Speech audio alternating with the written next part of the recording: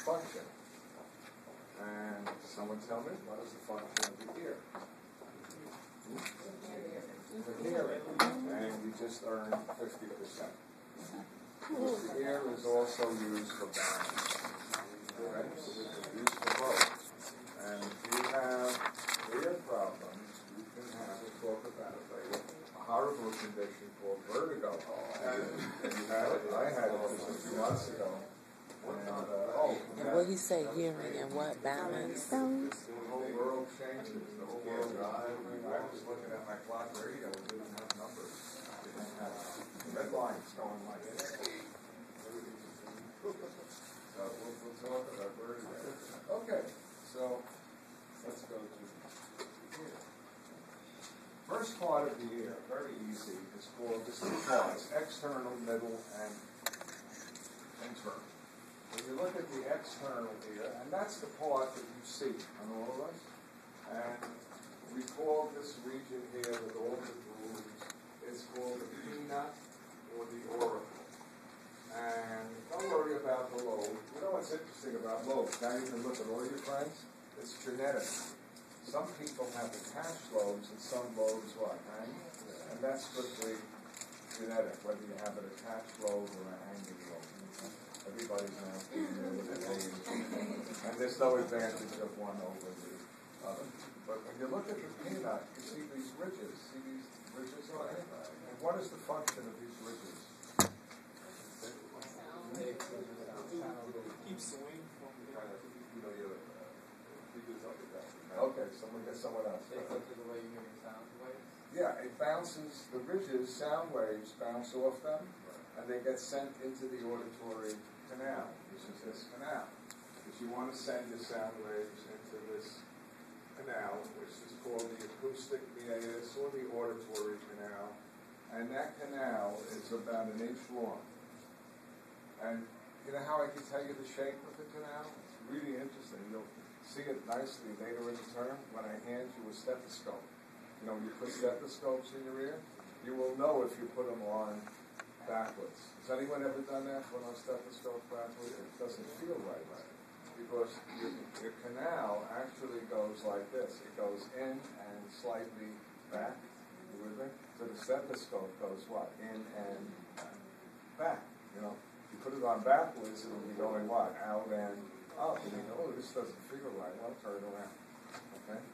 So you got your auditory canal, and it has some ear. It has some ears in here. And it's lined with mucus, skin, actually, it's a skin. And it has glands. And the glands, you learned last time, they're called ceruminous glands. And they are actually modified sweat glands, which really surprises people. And they make earwax called cerumen. And cerumen is kind of oily. You would think that's made by a sebaceous oil gland. No, it's actually made by a modified sweat gland. So now you ask the question, what is the function of cerumen? Why do you make earwax? Modified service. You don't know why you make earwax? To protect the ear from foreign objects flying in? No. I don't care about this hair. I want to know why you make earwax. To protect the ear from foreign objects flying in. Which foreign objects? Like bugs. Did she hit it right in the head? Because if a mosquito flew up your nose, what would you do? Blow it out, see? Right. Mosquito went into your mouth, you'd what? Spit it out, cough it. But what if a mosquito went into your ear canal? That's very dangerous, because the mosquito could what? End up stinging your eardrum at the end, and the eardrum will swell, and if it swells, it won't vibrate, and you will go temporarily deaf. It would be even worse if a bee got in your ear, or a yellow jacket, which are very venomous, and you can end up what? Having an inflammatory reaction that is so severe that you permanently damage your eardrum. So this world is filled with what? Lots of insects that would venom. They would love to just visit your ear, but they don't because they literally hate the smell of cerumen. They don't like it.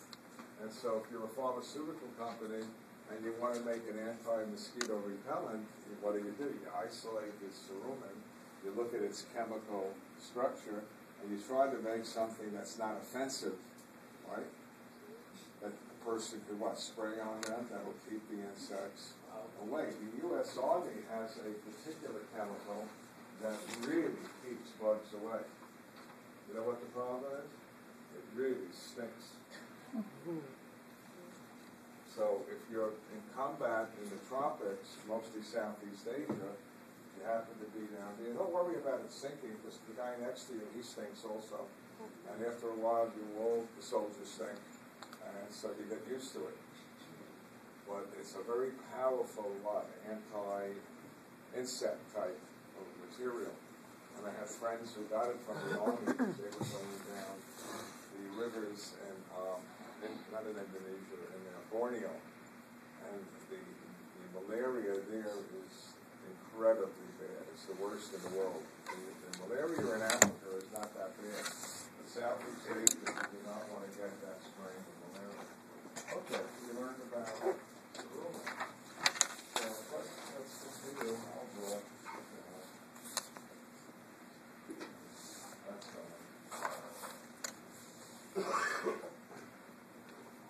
here's your external layer, everything, and it ends with a membrane called your tympanic membrane, or commonly eardrum. And you see it right here. And that's going to separate your outer ear from your middle ear. So I'm just going to do pre-art. I'm going to do this. I'm going to do this. Just bear with me.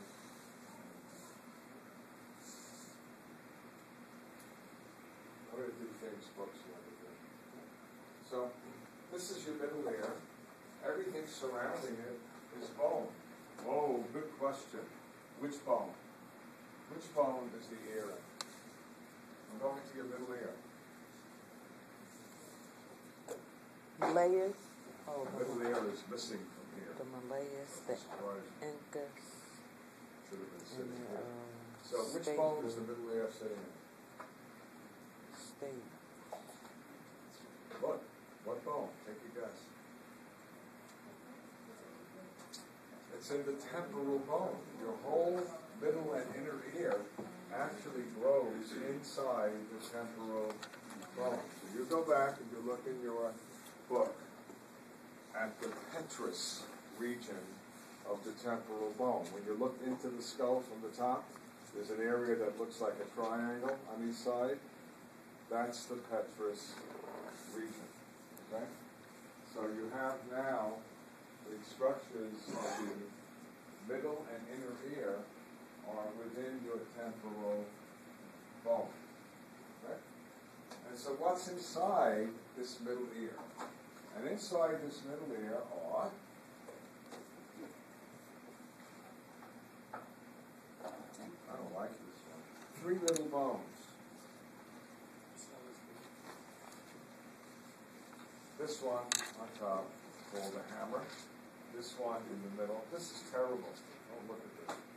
Called the malleus, and this one here called the called the incus or anvil, and this is the sura. It's a horrible model.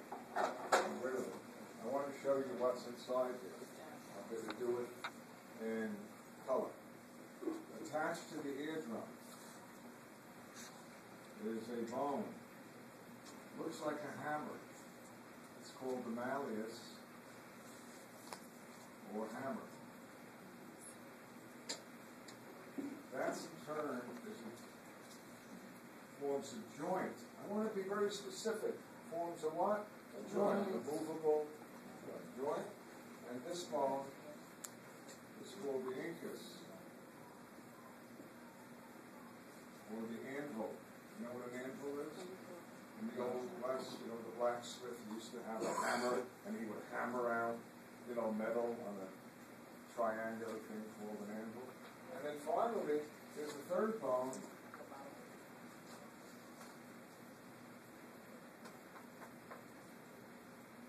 It's going to go here. And this is called the stapes. It really looks like this. It's called the stapes. Do it too nice.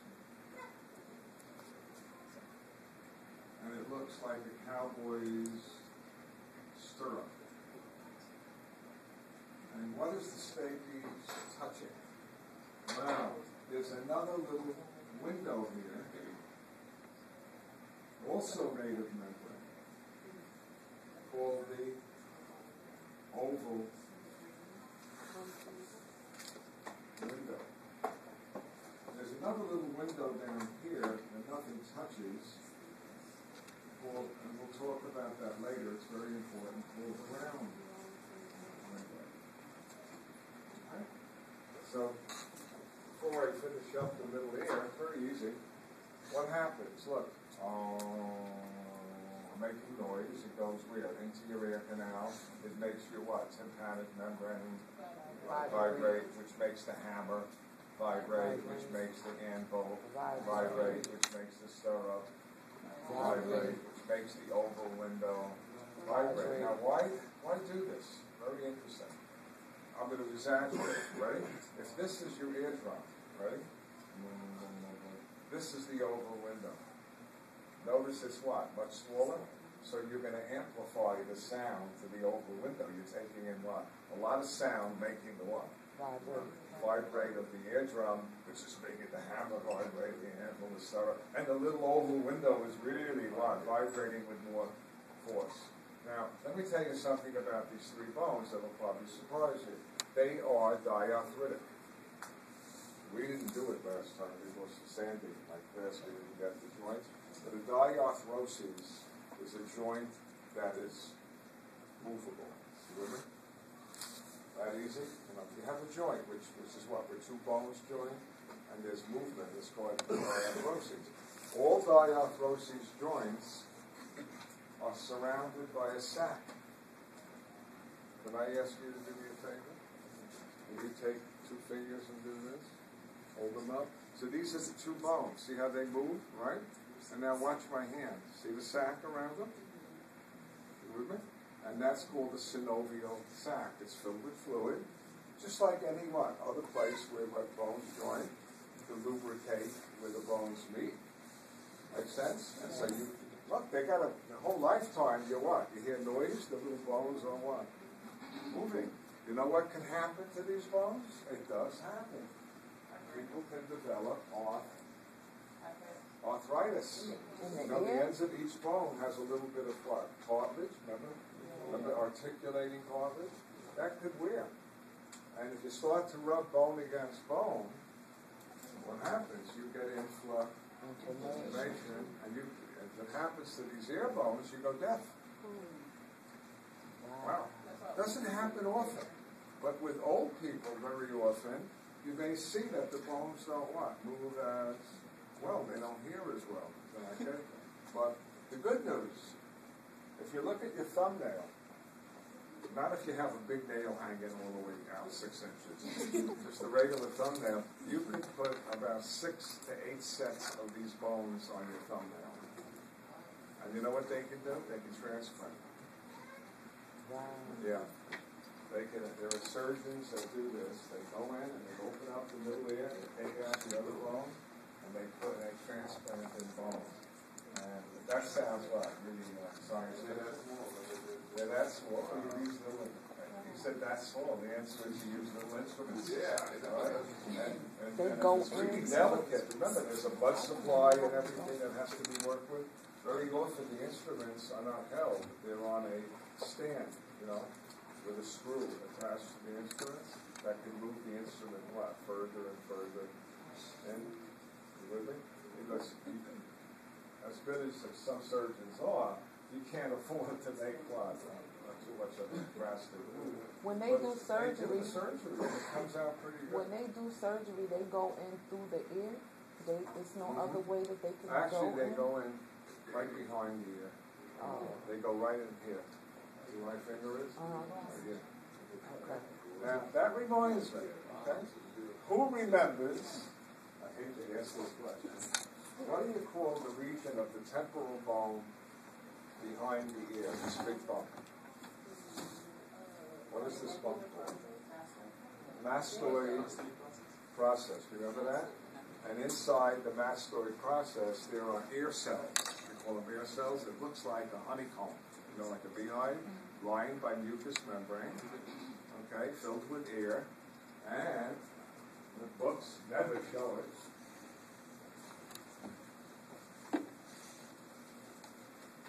There's a little connection right here to the mastoid region. This would be the bump behind here. And I'm going to draw one more thing. What else? So this is the what? Mastoid hair cells. I'm going to show you something really interesting. And then the last structure, the last one coming out of the middle ear, is a tube. See it? It's right here. There? I'll show it to you here too. What is this tube? One from each ear. This is called, the old name, I still use it, called the eustachian tube. Now they're also calling it the pharyngeal tympanic tube.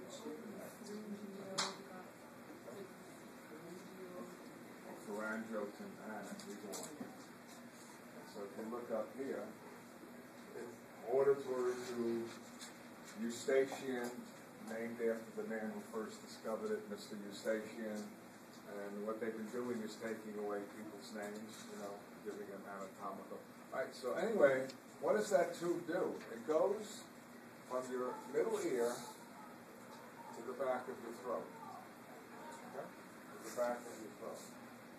If you're reading those who are nurses, you will learn to do this. You will learn to look in the mouth, and you will learn where those tubes are. I had a friend who was a chiropractor, and he used to treat kids whose tubes were clogged. And he said, oh, it's easy, I learned it in chiropractic school. I just open their mouth, and I stick my finger in the back, and I stick my finger into the tube, and I clear out the tube. Oh. He said, isn't the kid choking? He says, he has no choice. I do it fast. Wow. So there's a problem. How many of you have children? How many of you had children who had middle ear infections? 1, 2. Okay, very common. Now, the reason it's common, the back of your throat, your mouth, is all mucous membrane. Remember that from last term? And the mucous membrane is continuous with the eustachian tube. And the middle ear is lined by mucous membrane. Remember, any space that leads to the outside is lined by mucous membrane. And so is the, what? What was this? Mastoid air cells that were in here.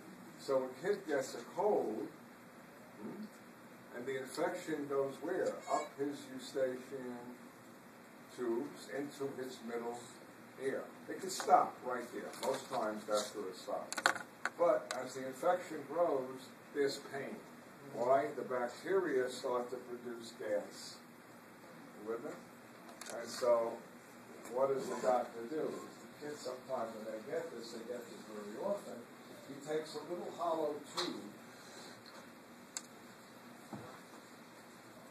and he just sticks it through the eardrum. And any extra pressure will what? Come out? And that's called a laryngotomy.